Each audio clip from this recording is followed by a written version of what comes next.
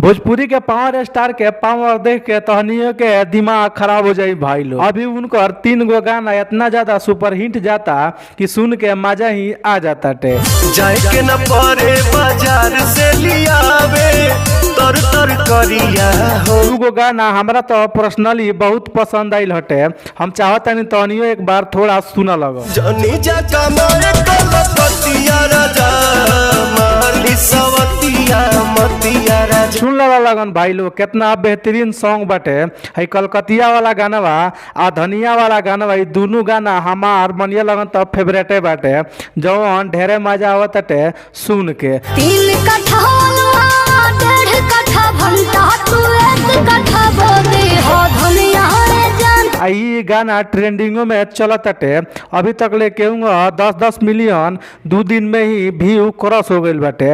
आ कलकतिया गाना पर 9 दिन में वो पर कम से कम 12 मिलियन व्यू तो हो गई बाटे। खास बात ई बाटे कि जब नायका गाना बाटे तुझे ना देखूं तो चैन, क्या जबरदस्त सॉन्ग बा भाई लोग। तुझे ना देखूं तो चैन मुझे आता नहीं है। हिंदी सॉन्ग के रीमेक है सॉन्ग, लेकिन का पवन भैया जबरदस्त गौले बड़न। अगर कलकतिया गाना के हम बात करी तो ई गाना तहनी के जबरदस्त पसंद आई। आई गाना के निकी नेहाल लिखले बड़न और ये गाना भी आप लोग को बहुत पसंद आएगा।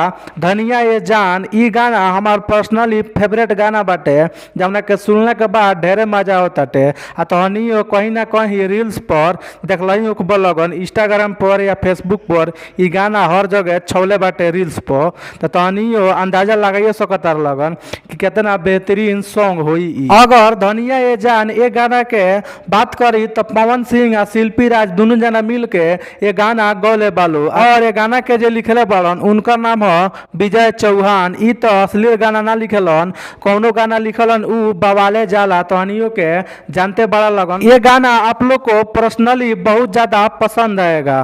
तुझे ना देखूं तो चैन गाना अपने आप में ही बवाल सॉन्ग है। आप लोग को मैं गारंटी दिलाता हूँ ये गाना आप लोग को बहुत ज्यादा पसंद आएगा। गाना के राइटर के बात करी तो रोशन सिंह विश्वास ये गाना के लिखले बड़न। इहो गाना जबरदस्त लिखेलन। ये गाना तो अभी 3 नंबर ट्रेंडिंग में बाटे आ 2 दिन में ही कम से कम 10 मिलियन पर व्यू हो गई बाटे। तो यही से अंदाजा लगा लगन भाई लोग। गाना तहनी लोग के टिप्स भोजपुरी पर मिल जाई, जाके एक बार जरूर सर्च करिए लगन। कतिया ये राजा ये गाना के बात करी तो ऐसी फिल्म पर तहनी लोग के मिल जाई ये गाना। और तीसरा और लास्ट गाना के बात करी उषा फिल्म्स पर ये गाना तहनी लोग के देखे के मिल जाई, जाके एक बार ट्राई जरूर करिए लगन। वीडियो थोड़ा भी अच्छा लगल हो के तो वीडियो के लाइक करिए लगन, चैनल के सब्सक्राइब करिए लगन, पेज को फॉलो करिए लगन। मिलल अगला वीडियो में, तब तक के लिए bye bye tata goodbye गया।